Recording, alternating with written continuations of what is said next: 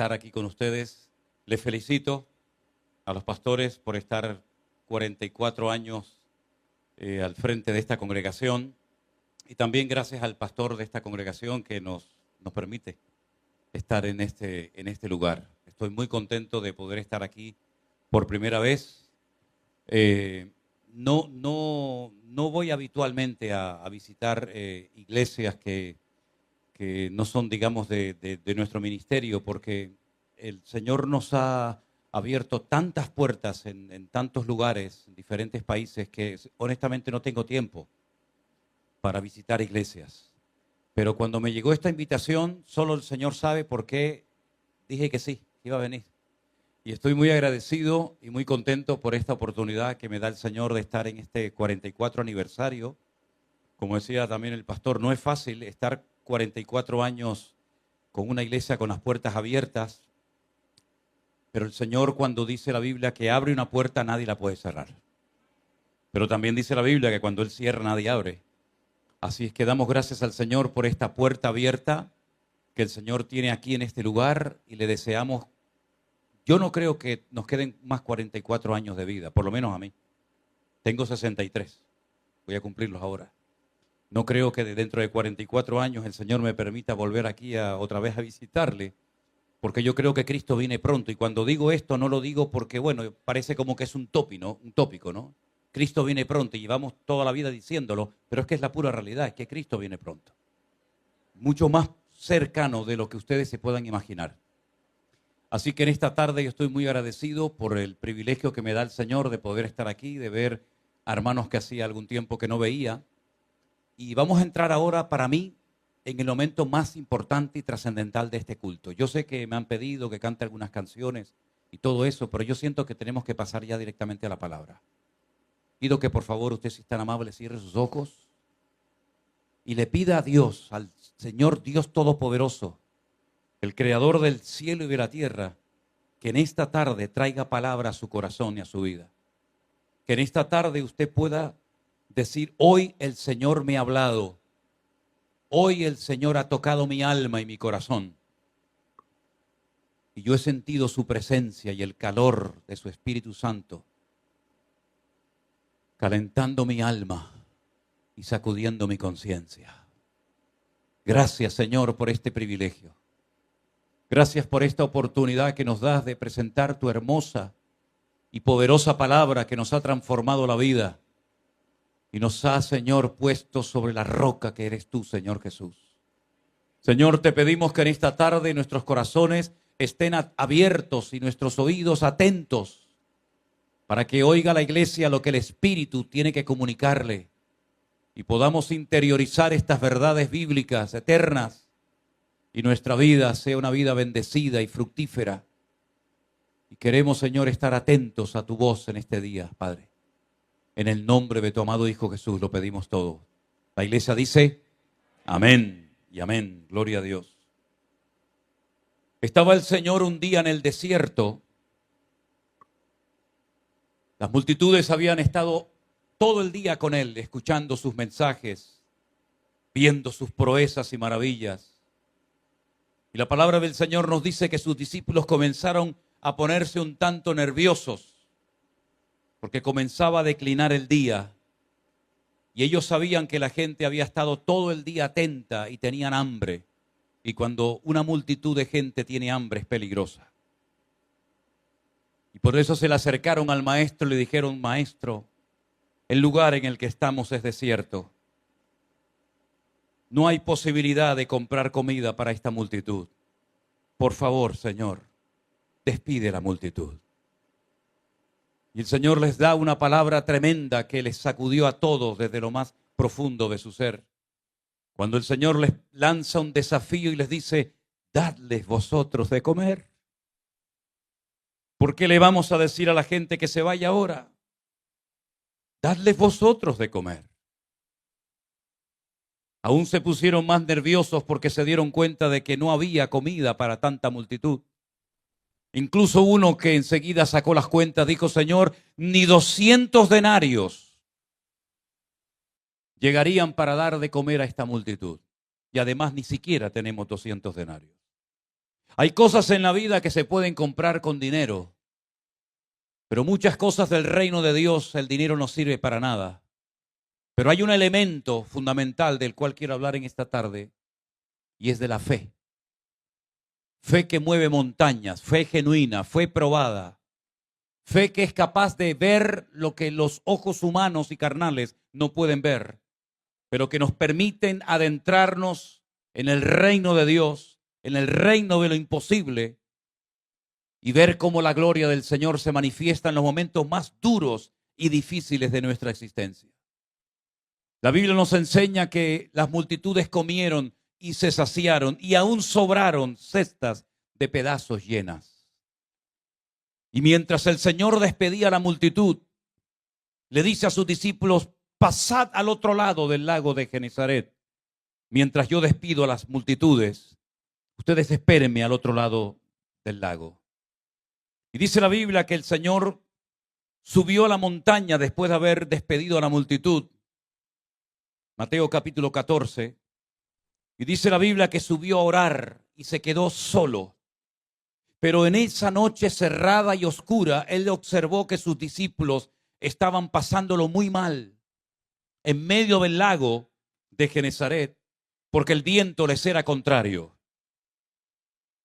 Y dice la palabra del Señor que la barca estaba azotada por las olas, porque el viento les era contrario. Mas a la cuarta vigilia de la noche, el Señor Jesús vino a ellos caminando sobre el mar. Cuando más cerrada era la noche, cuando menos posibilidad había de poder llegar a la otra orilla del lago, es cuando se les presenta el Señor. Tenemos que aprender, tenemos que recordarnos constantemente cada día que no hay imposibles para Dios, que a Él no lo limita nada ni nadie. Y no importa lo cerrada que sea la noche, no importa lo difícil que sea la situación, el Señor se puede presentar en tu vida en cualquier momento y transformar tu lamento en baile y levantarte y transformar tu vida para que aprendas a caminar de gloria en gloria, de victoria en victoria y de bendición en bendición en el nombre del Señor. Ellos no daban crédito a lo que estaba sucediendo porque nunca habían visto al Maestro caminar encima de las aguas. Lo habían visto resucitar muertos, lo habían visto limpiar vidas de leprosos inmundos, lo habían visto levantar paralíticos, lo habían visto hacer maravillas, pero nunca habían visto esa escena de verlo caminar por encima de las aguas. Humanamente hablando, ya sabemos que un hombre no puede caminar por encima de cualquier líquido, sea agua o sea cualquier otro elemento. Pero ellos automáticamente se dieron cuenta de que el Maestro dominaba la creación y no la creación dominaba al Maestro. Ellos se dieron cuenta de que para el Señor le es igual caminar por una roca, por una piedra o por encima del agua. Pero algunos se asustaron, dice la Biblia, tuvieron miedo y entonces se turbaron y dijeron: estamos viendo un fantasma. Esto no es normal. Esto nos está rompiendo todos los esquemas. La lógica no funciona. Pero entonces cuando ellos están haciendo cábalas y pensando qué está pasando, ¿será el Maestro? ¿No será el Maestro? ¿Qué está ocurriendo? El Señor les dice: tened ánimo, yo soy, no temáis. ¿Cuántos dicen amén? Tened ánimo, no pierdan el ánimo en la tormenta. No pierdan la confianza en la tormenta. Tened ánimo. No le deis lugar al miedo, porque el miedo paraliza, el miedo transforma, el miedo impide que una persona vea la gloria de Dios en su vida. Dice la Biblia que la primera sensación que Adán sintió cuando desobedece al Señor es miedo. Oí tu voz y tuve miedo y me escondí entre los árboles del huerto. Y ahora el Señor sabe que el miedo se ha apoderado de los corazones de sus discípulos. Y les dice: tened ánimo, yo soy, no temáis. Entonces Pedro se atreve a decir algo que nunca nadie se había atrevido a pedirle al Señor, a nuestro Creador. Ni Abraham, ni Moisés, ningún patriarca, ningún profeta, ningún juez del Antiguo Testamento jamás se atrevió a pedirle a Dios: Señor, enséñame a caminar por encima de las aguas. Pero Pedro sí le pidió esa noche al Señor: si eres tú, manda que yo vaya a ti sobre las aguas. ¿Saben que la forma como oramos demuestra nuestro nivel de madurez? Cada día me convenzo más de lo que estoy diciendo. La forma como pedimos, la forma como oramos, la forma como nos comportamos, demuestra, exterioriza nuestro nivel de fe, de madurez y de crecimiento espiritual.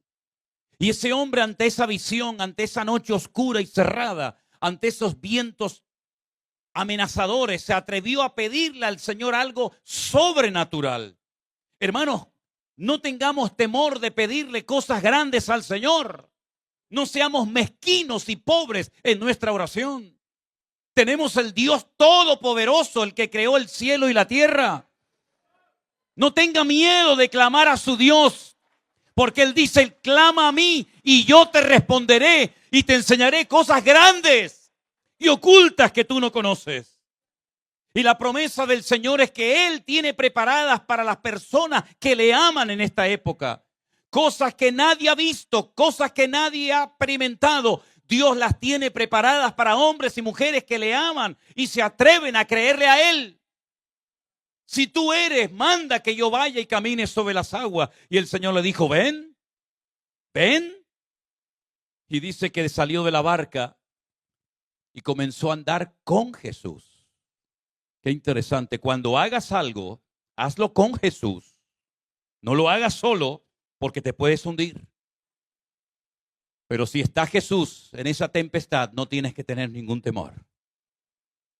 Porque aunque sea que vengas a mi vida con vara o con cayado, esa vara y ese cayado me infunden aliento.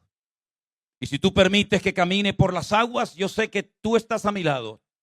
Y si tú permites que yo vaya a una cárcel, tú estarás a mi lado. Y si tú permites que vaya a un hospital, tú estarás siempre a mi lado. Porque la promesa de nuestro Dios es: yo estaré contigo todos los días hasta el fin del mundo.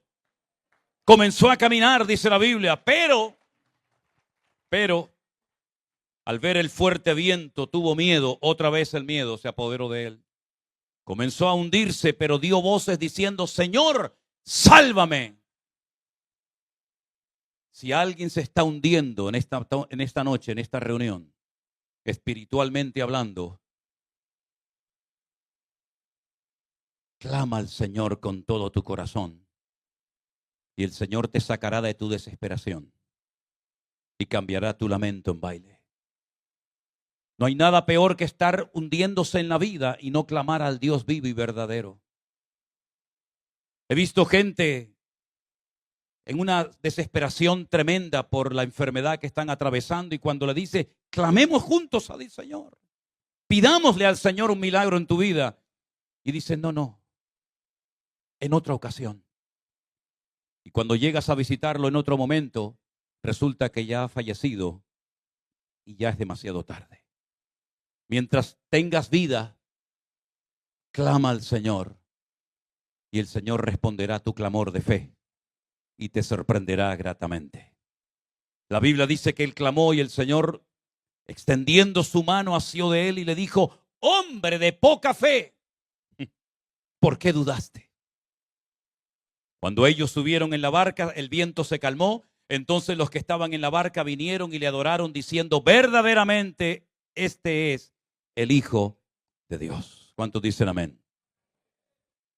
Me llama la atención que después de haber caminado, no sabemos cuánto tiempo ni cuántos pasos dio, el Señor, cuando ve que Pedro se hunde y vuelve otra vez a caminar por las aguas para dirigirse a la barca, le dice algo que le tuvo que impactar tremendamente. Y le dijo: ¿por qué dudaste, hombre de poca fe? ¿Se puede considerar a un hombre de poca fe después de haber caminado y dar unos pasitos por encima del agua? Algunos tienen la mala costumbre de pensar que el Señor llevó en brazos a Pedro a la barca, pero no fue así. Pedro volvió a levantarse y volvió a caminar por encima de las aguas, y el Señor le amonesta, le exhorta diciéndole: hombre de poca fe, ¿por qué dudaste? Mi pregunta para todos ustedes en esta noche es: ¿cómo está tu nivel de fe, mi querido hermano? ¿Sabes que los coches tienen, pastor, me enteré que es mecánico? ¿Qué voy yo a hablar aquí de mecánica? Pero por lo menos lo que voy a decir, creo que no voy a meter la pata. Todos los coches tienen como, ¿cómo lo llaman? Una varillita, ¿no? ¿Cómo lo llaman? Una varilla, ¿no? ¿Perdón? Un medidor, eso es.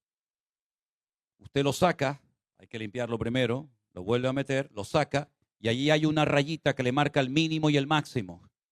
Y usted puede comprobar inmediatamente si a su coche le hace falta aceite o no. Porque si no le pone el aceite que necesita, va a fundir el motor y lo va a dejar tirado.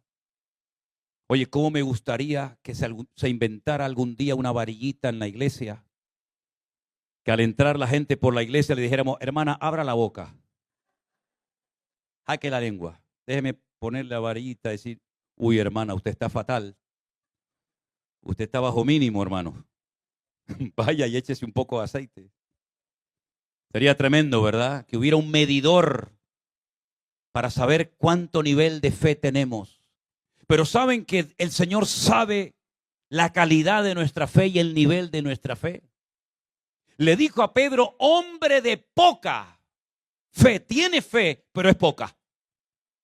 Si usted quiere emprender un largo viaje, tiene que comprobar si la gasolina que lleva en su depósito es suficiente para poder llegar al destino. Porque puede ser que salga, pero no llegue y se quede por el camino. Depende de a dónde quiera usted llegar ministerialmente. Depende de a dónde quiera usted llegar como creyente. Tendrá que probarse a sí mismo y preguntarse a la vez, ¿cuánta capacidad tengo yo para poder abarcar ese desafío que Dios pone delante de mí? Hombre de poca fe tienes, pero no es la suficiente para poder ser un fiel discípulo mío. Pero fíjense qué interesante que en el mismo Evangelio de Mateo, en el capítulo 15 también, a partir del verso 21, se nos relata una historia ahora de una mujer, y fíjense lo que dice la Escritura. Saliendo Jesús de allí, se fue a la región de Tiro y de Sidón, esos bien al norte de Israel. Y allí había una mujer cananea que había salido de aquella región y clamaba diciendo, Señor, Hijo de David, ten misericordia de mí. Mi hija está gravemente atormentada por un demonio. Ella era cananea, no era judía. No sabemos quién le había hablado del poder sobrenatural del maestro.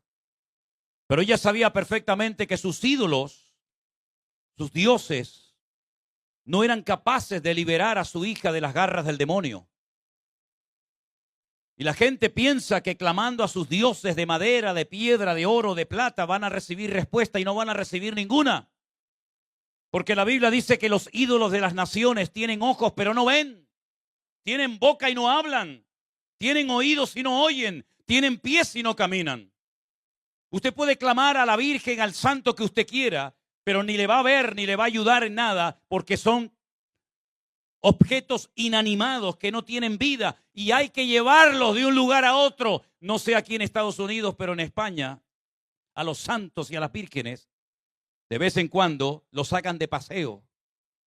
Hay que sacarlos a que cojan un poco de aire, porque son incapaces de salir de un lugar a otro. Tuvimos recientemente un volcán tremendo en una de las 7 islas Canarias. Es un pequeño archipiélago de 7 islas y una de ellas se llama la isla de La Palma. En singular, La Palma. Y explotó un volcán que hacía 50 años que estaba dormido. Comenzó a correr la lava de la mitad de la isla dirigiéndose hacia poblaciones. Destruyó colegios, carreteras, fincas. Hizo un desastre el volcán. Y se dirigía la lava en dirección a una iglesia. Y fue tremendo las imágenes que vimos en televisión en aquellos días cuando la gente del pueblo salía corriendo a las iglesias, cogían los santos, las vírgenes y los sacaban porque si no el volcán los iba a destruir. Y yo decía para mí, oye, ahora estos santos tienen una oportunidad maravillosa para demostrar lo poderosos que son. Ellos mismos saldrán corriendo o pararán la lava. Ni uno de ellos movió ni un dedo. Tenían que cargarlos en brazos y sacarlos para que el fuego no los destruyera. Y nadie fue consciente, nadie se dio cuenta, nadie se percató de que son ídolos mudos, muertos, que no tienen poder ni para hacerle ningún daño, ni tampoco ningún beneficio. Porque dice la Biblia, al Señor tu Dios adorarás y a Él solo servirás. Y no tendrás dioses ajenos delante de mí, dice el Señor. La idolatría es abominación delante de Dios. Todos los pueblos de Latinoamérica, desde casi Estados Unidos, hasta el sur de Argentina, todos adoptaron una religión que los españoles trajeron. Y ustedes fueron católicos durante muchos años, no porque eligieron ser católicos, sino porque vinieron unos señores de España y obligaban a la gente a besar un crucifijo y si no te cortaban la cabeza. Y una religión que no funcionaba en España ni en Europa, la trajeron aquí y aquí se quedó. Y la gente comenzó a convertirse a esa religión muerta. Comenzaron a adorar dioses muertos. Y así va el mundo, hermanos. Pero cuando nuestros ojos fueron abiertos por el poder de la palabra de Dios y el Señor nos sanó, el Señor sacó los demonios que llevábamos dentro, nos dimos cuenta de que Él tiene ojos y ve, tiene boca y habla, tiene oídos y oye, y tiene todo el poder en el cielo, en la tierra y aún debajo de la tierra. Yo desafío a cualquiera que oye o ve este mensaje que me traiga un santo, una virgen, que hable, que vea, que camine, que respire, que cuando me voy hacia un lado mueva los ojos y me siga, o que cuando yo le pregunto algo me responda. Ni uno, todos son muertos. Esta mujer cananea sabía que sus ídolos, sus dioses no iban a poder liberar a su hija atormentada por demonios. Y entonces comienza a decir: Señor, hijo de David, ten misericordia de mí. Y el Señor no le hacía ni caso, porque no era judía. Y el Señor en ese momento no vino a ministrar a pueblos no judíos. Y es cuando le dice el Señor: yo solamente he venido de momento para alcanzar a las ovejas perdidas de la casa de Israel. Y esta mujer le dijo: Señor, socórreme. Por favor, ten misericordia de mi vida. Y el Señor le dijo: no está bien tomar el pan de los hijos y echársela a los perrillos. Y ella dijo: es verdad, Señor, pero aún los perrillos comen de las migajas que caen de la mesa de sus amos. Tremendo. Qué perseverancia, ¿eh? No se desanimó. Hay algunas personas que cuando el pastor no les saluda se cambian de iglesia.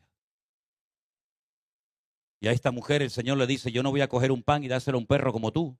Y ella dice: sí, Señor, ya sé que soy una perrilla, pero también los perritos tenemos derecho a comer. Es impresionante, ¿verdad? Cómo se ofende a algunas personas por tonterías. Y a esta mujer le está tratando el Señor muy duramente y ella sigue y sigue y sigue. Ustedes saben, con todo respeto, aquí a lo mejor en Estados Unidos no, porque ustedes están a un nivel espiritual muy superior al nuestro de Europa. Pero en Europa a las mujeres no le prometas algo y no se te ocurra no cumplirlo, porque la mujer nunca olvida lo que le prometes. Y sigue, y tú me dijiste, y tú ves esto, y no sé qué, y mira que no sé qué. Esta mujer ya le podías tirar un jarro de agua fría encima. Ella estaba desesperada, porque habrá un dolor más grande para un padre o una madre que ver a un hijo descarriado. Habrá un dolor más grande en la vida que ver a un hijo enfermo y ver la impotencia de no poder hacer nada por él. Así nos sentimos nosotros hace un tiempo atrás, cuando nos dieron un diagnóstico terrible y nos decían que había un 98% de metástasis en el cerebro de mi hija Miriam. Ni estaba preparado como padre ni como pastor para aceptar dicho mensaje. El Señor se glorificó. Gracias al Señor no fue eso. También los médicos se equivocan. Pero saben, mis queridos hermanos, esta mujer decía: ¿qué hago? ¿Qué hago? No puedo hacer nada para ayudar a mi hija. Y si hay una madre o un padre desesperado aquí porque no sabes qué hacer con tu hijo para que vuelva al Señor, para que deje las drogas, para que sea libre y para que, como tú, estés honrando y adorando al Señor, clama al Señor en medio de tu dolor. Clama al Señor en medio de tu angustia y el Señor se glorificará en tu vida cuando lo crea conveniente. La Biblia dice que el Señor se detuvo y le dijo: oh mujer, grande es tu fe. Hágase contigo como quieres. Recién hemos hablado de un hombre que el Señor le dijo: hombre de poca fe. Y ahora le dice el Señor a esta: oh mujer, grande es tu fe. ¿Os dais cuenta cómo en la Biblia hay niveles de fe? Tiene fe, querido, pero es poca. Y esta mujer tiene una fe tan grande que ha recibido la respuesta a su oración. Y en el mismo evangelio de Mateo hay otro personaje que no es judío, es un centurión romano, un militar, también desesperado, que viene y clama y suplica al Señor por un criado que está enfermo. El Señor Le dice, vamos a sanarlo, vamos a ir a tu casa a curarlo. Y él dijo, no hace falta, Señor, que te desplaces. Yo soy un hombre bajo autoridad, le dice el centurión romano al maestro, y le dice, cuando yo a un soldado le digo, ven para acá, inmediatamente él cumple la orden. O cuando le digo a otro, coge esto y se lo llevas allá a otra persona, él inmediatamente obedece. Yo sé lo que es moverme en el terreno de la autoridad, pero también reconozco que no tengo autoridad sobre enfermedades, sobre espíritus malignos, pero tú sí tienes esa autoridad, maestro. Y por eso yo recurro a ti. Porque así como cuando yo doy una orden y al momento la cumplen, yo lo único que te pido es que tú digas la palabra y mi criado sanará en esta misma hora.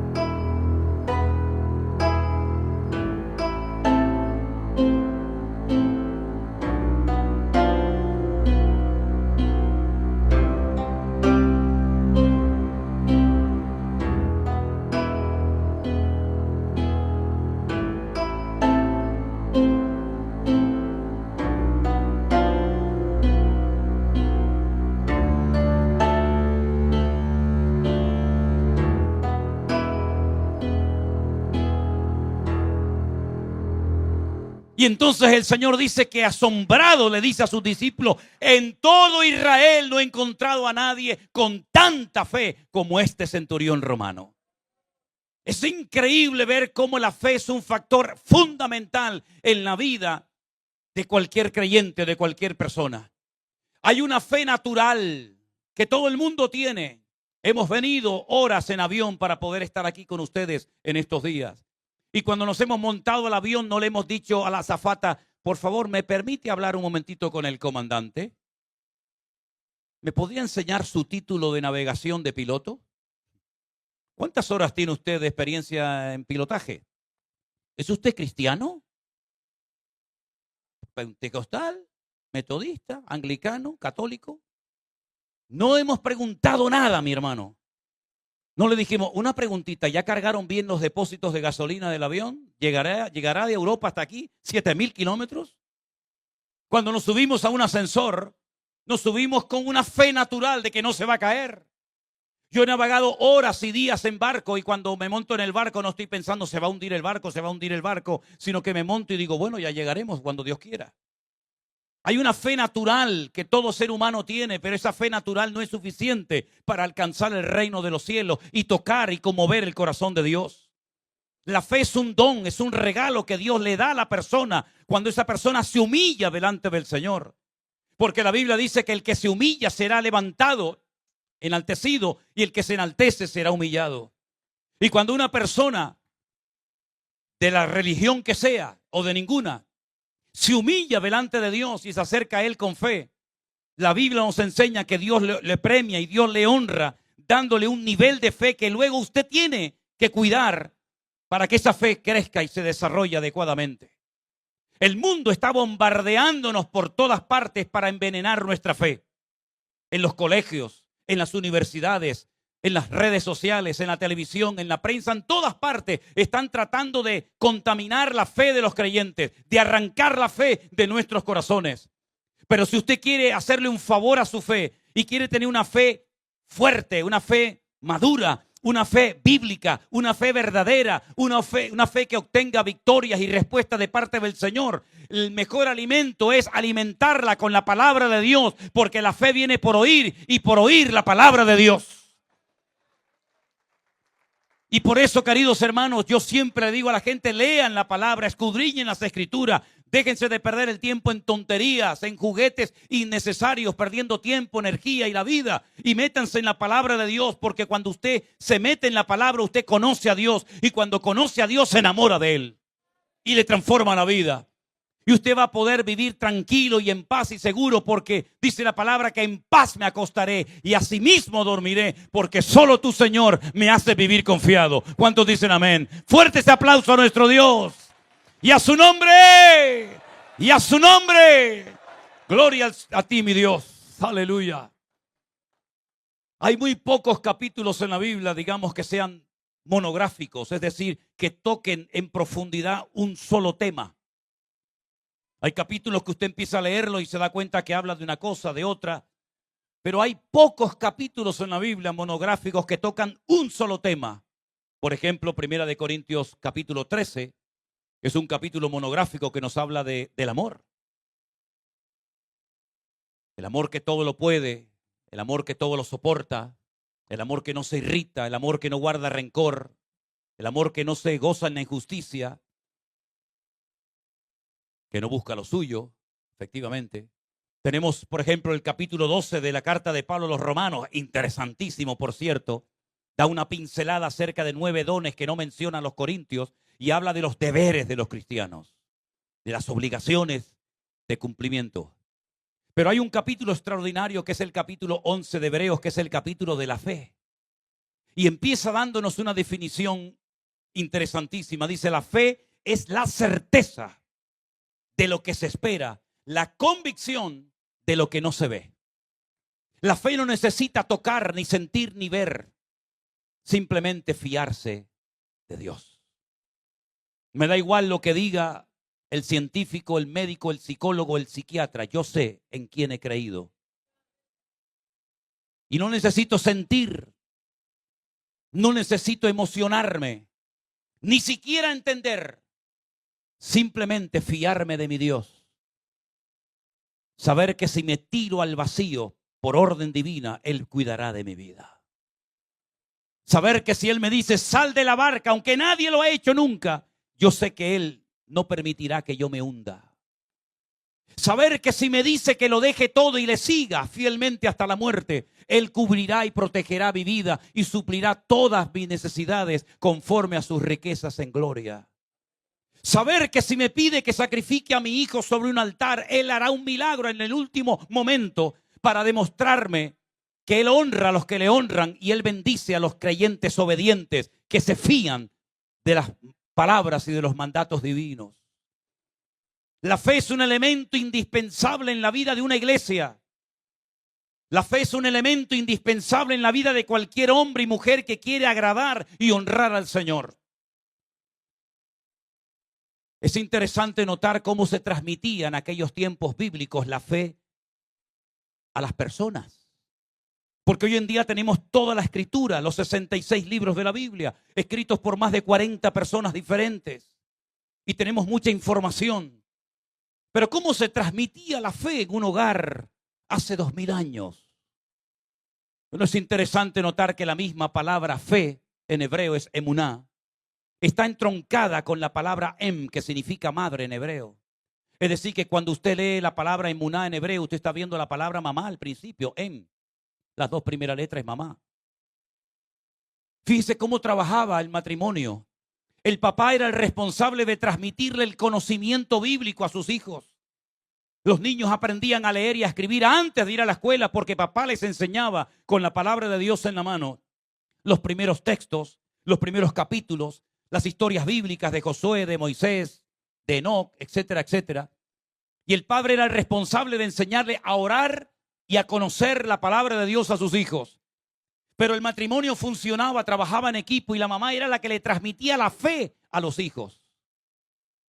Con su ejemplo, como mujer virtuosa, Proverbios 31, con su apoyo de cada día, etcétera, etcétera. De ahí que Pablo diga a Timoteo, querido hijo mío en la fe que tienes la tuvo primeramente tu abuela Loida y después se la traspasó a tu madre Eunice y estoy seguro que ella también te la traspasó a ti. Es interesante notar cómo siempre tenemos que tener un punto de referencia en la vida, por lo menos para arrancar los primeros pasos, inspirarnos y tener un punto de referencia, un botón de muestra para decir, me gustaría ser como esa mujer o como ese hombre. Espero que ya seamos conscientes que a estas alturas de nuestra vida hay mucha gente que nos está mirando. Y eso conlleva mucha responsabilidad. Cómo hablamos, cómo oramos, cómo compartimos, cuáles son nuestras prioridades en la vida, qué es lo que nos alegra el corazón, a qué dedicamos nuestro tiempo, nuestros recursos, nuestros dones, nuestros talentos, etcétera, etcétera. El capítulo 11 de Hebreos es extraordinario porque todos los hombres y mujeres que aparecen aquí, todos pasaron a la historia por actos de fe. A algunos la fe les sirvió para vencer a los enemigos. A otros la fe les sirvió para dejar tierra y parentela. A otros la fe les sirvió para parir a pesar de que eran ancianas, como por ejemplo el caso de Sara, la matriarca. A otros les sirvió para ofrecer buenos sacrificios delante de Dios, como el caso de Abel. A otros les sirvió para involucrar a toda la familia durante 120 años para construir un arca. Pero todos y cada uno de los hombres y mujeres que aquí se mencionan pasaron a la historia como personas, como hombres y mujeres de fe, por lo que hicieron. No por lo que sintieron, sino por lo que hicieron, porque la vida del creyente no consiste en palabras, en emociones, en sentimientos, en planes, en proyectos, pero que nunca materializas. La fe es la herramienta indispensable para poner en práctica los planes, los sueños que Dios pone en tu corazón. Procura que sean sueños y planes divinos y no tus planes personales. Procura que te muevas en la agenda de Dios y no en tu propia agenda. Y no te importe tanto lo que digan los demás de ti. Cuanto antes te quites ese yugo de encima, serás más libre y vivirás más tranquilo. Que digan lo que digan, lo importante no es agradar a la gente, lo importante es agradar a Dios. Es imposible agradar a todo el mundo, imposible totalmente. Les podría contar docenas de anécdotas de cosas que me han ocurrido en el ministerio. Recuerdo que un día fui invitado a predicar a una convención internacional en la ciudad de Málaga, en España. Y cuando voy a predicar con mi chaqueta y mi corbata, el pastor se me queda mirando y me dice, ¿no se le ocurrirá a usted predicar así hoy aquí? Digo, ¿cómo? Por favor, usted no puede predicar en esta iglesia con saco y corbata. Digo, bueno, yo me quito el saco, la corbata, el pantalón y lo que haga falta, no se preocupe. Me quité la corbata, hice así, se la regalé a uno, la chaqueta se la regalé a otro. Digo, ¿algo más me tengo que quitar, pastor? No, ahora está bien. Pero en cuantas iglesias en Argentina, cuando íbamos me decían, no se le ocurrirá a usted predicar sin corbata. Entonces yo digo, ¿en qué quedamos? ¿Me la quito o me la pongo? En una iglesia le preguntaron una vez al pastor después de predicar, ¿qué le pareció el español? ¿Qué le pareció el mensaje? Dice, está bien, pero esa barbita, mejor que se la quitara. Me quité la barba un día para predicar en otra iglesia de estos hermanos y me dijeron, pastor, ¿y por qué se quitó la barba si le quedaba tan bonita? Digo, me van a volver loco, ¿eh? Me van a volver loco.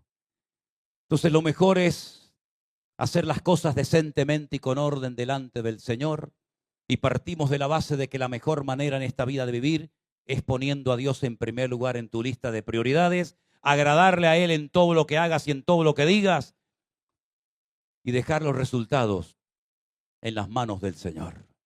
La fe nos permite hacer locuras. ¿Cuántos dicen amén? Pero no locuras para exaltar nuestro nombre. No locuras para que me miren a mí y digan, uy, mira lo que hizo. No. Locuras para obedecer a Dios cuando no sientes nada. Como por ejemplo en marzo del 2020, cuando vivíamos dentro de la iglesia porque no teníamos recursos ni para alquilar un pobre departamento. Y allí nos fuimos a vivir a unos cuartitos que hicimos rápidamente en la iglesia.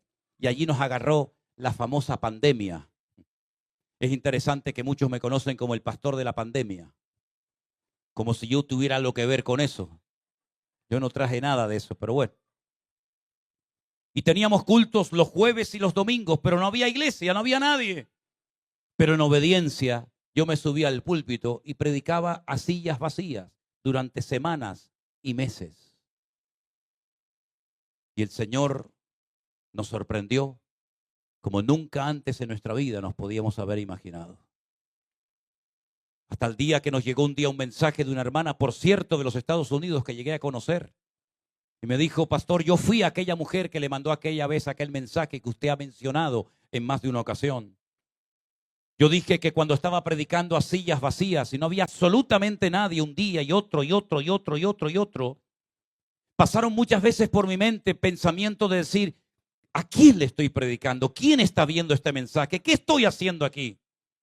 Pero esa mujer, esa hermana me mandó un mensaje y me dijo, si en algún momento cuando usted predique o esté allí en la iglesia con la puerta cerrada, le pasa por su mente el pensamiento de que nadie está viendo y escuchando el mensaje, es cuando más gente estamos viendo y escuchando la palabra del Señor.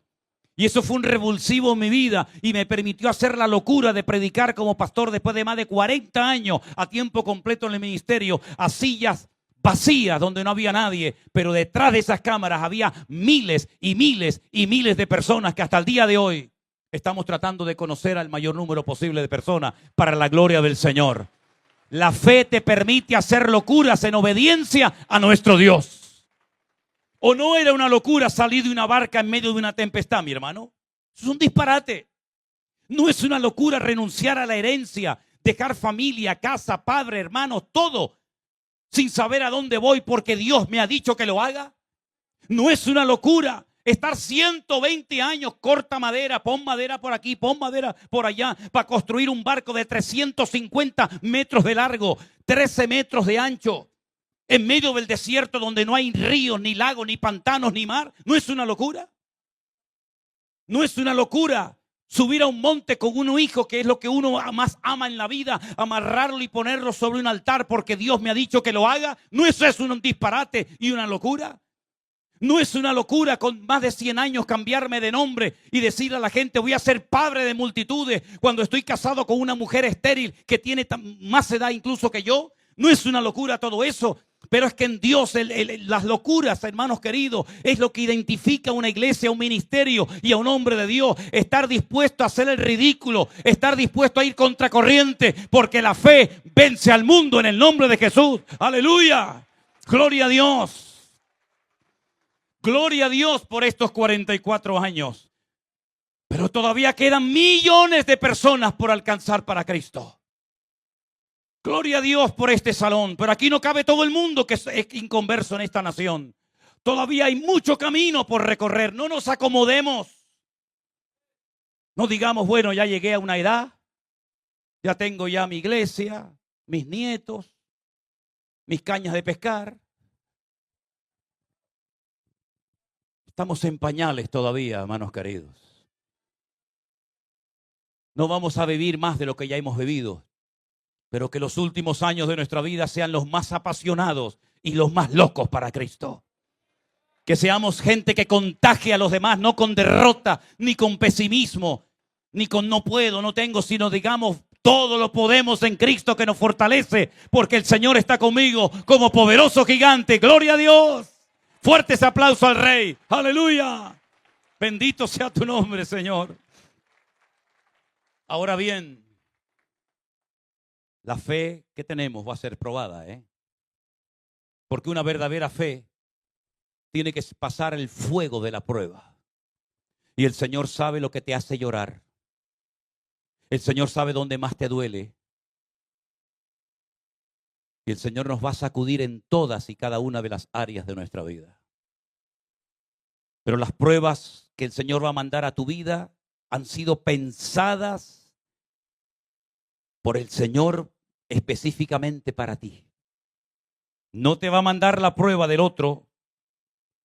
Es más, las pruebas son proporcionales a nuestro nivel de fe y de madurez. Si el Señor le hubiera mandado las pruebas que pasó a Abraham, a David lo mata. Pero el Señor no tiene que pedirnos permiso para probarnos, sino todo lo contrario. Siempre saldremos fortalecidos de las pruebas, siempre. Y una de las características de la estructura de que estamos siendo probados es que no entendemos nada. Y es ahí donde el Señor nos sorprende. Cuando no entendemos nada, pero sabemos que Dios está bajo control.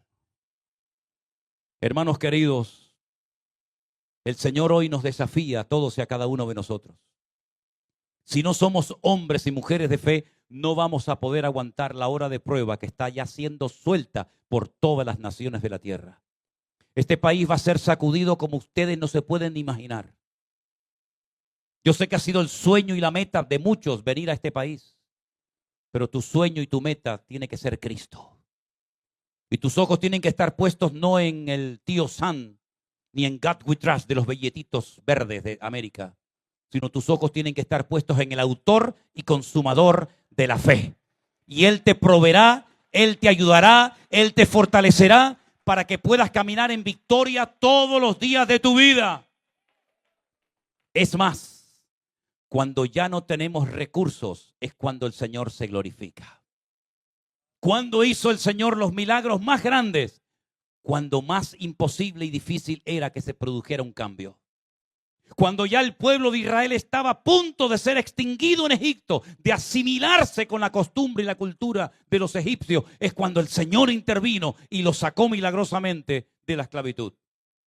Cuando vino el Señor a sorprender a la multitud hambrienta en el desierto, cuando ya no daban más, cuando ya no había recursos, cuando ya no podían obtener ninguna ayuda por parte de nadie, ahí intervino el Señor. ¿Y qué fue lo que hizo? Bendijo lo poquito. Pero con la bendición de Dios lo poco llega, sobra y alcanza. Estamos viviendo tiempos muy difíciles, muy peligrosos. El mundo se ha convertido en un gigantesco manicomio y la mentira está como caballo desbocado en todas partes. Y nosotros tenemos las verdades eternas dentro de nosotros. Conocemos el propósito de Dios para el mundo. Sabemos y entendemos muchas de las cosas que están ocurriendo. No estamos ciegos ni en la ignorancia, porque el Espíritu de Dios, dice la Biblia, que se revela en el corazón de las personas que quieren entender y moverse en el mover de Dios. Pero mis queridos hermanos, cuiden su relación con el Señor como nunca antes, porque es lo más hermoso y lo más precioso que tenemos. Podemos tener templos de lujo, equipos de sonido, instrumentos, todo lo que quieran, pero sin fe es imposible agradar a Dios. Y quiero terminar diciendo algo en esta noche. La Biblia nos enseña que cuando el Señor confrontó a una de las iglesias mencionadas en el último libro de la Biblia, el libro del Apocalipsis, esa iglesia decía de sí misma: nos hemos enriquecido, de ninguna cosa tenemos necesidad. Qué ignorancia hablar así. Cuando esta mañana me enseñaba el pastor su congregación y me decía: mira, esto empezó de una forma muy humilde, en una casita muy sencilla de los veteranos de guerra. Después pudimos ampliar este terreno y pudimos hacer esto y pudimos hacer lo otro. Con la ayuda y con la gracia de Dios siempre, ¿verdad? Pero la iglesia de la Odisea estaba tan orgullosa de sí misma que creían que ya no necesitaban de nada, ni siquiera de la fe de la cual estamos hablando en esta noche. Y el Señor, cuando le habla, le dice: ciegos, pobres, desnudos, miserables, desventurados.